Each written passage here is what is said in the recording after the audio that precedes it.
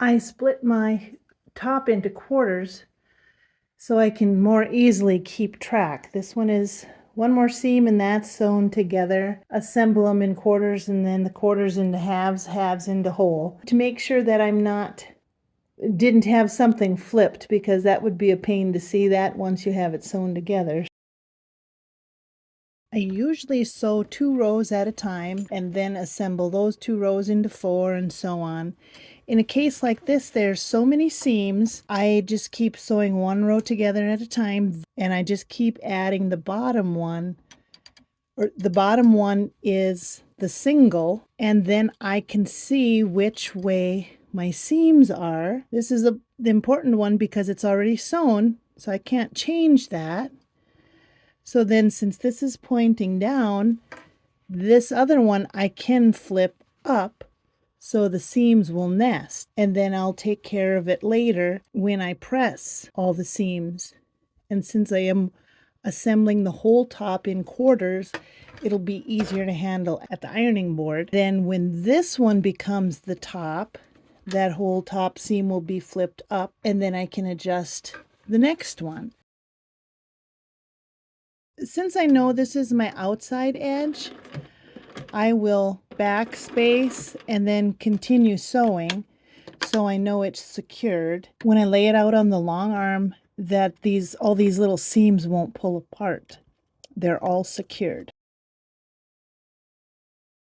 I was so excited to reveal this quilt top. Then I saw the mistake.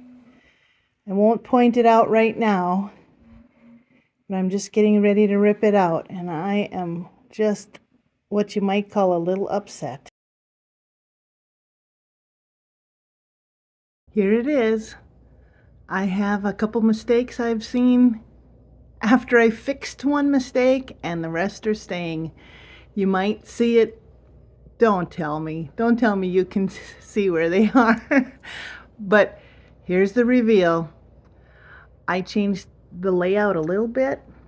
I did get my bows in the corners. I wanted to show you a couple tricks I did, since there's so darn many seams where there's a pointy intersection.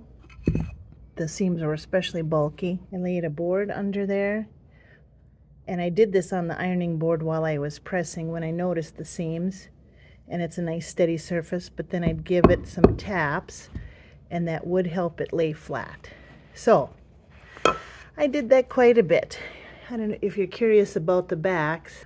It was kind of a nightmare to press because I pressed the initial blocks in different ways, so that was kind of tricky to match it up. Another thing I wanted to add, this took me so long to get this video made because from writing so many different variations on this pattern, I miscalculated, and I must have been using a smaller layout.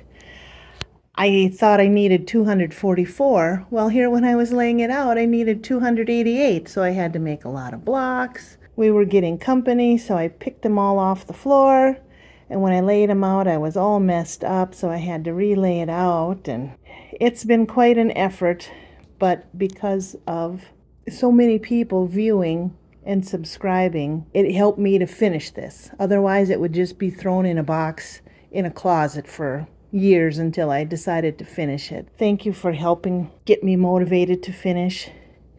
Thank you. I'm just amazed at all the people who thought this was interesting. I'm just amazed. Thank you so much for watching and subscribing.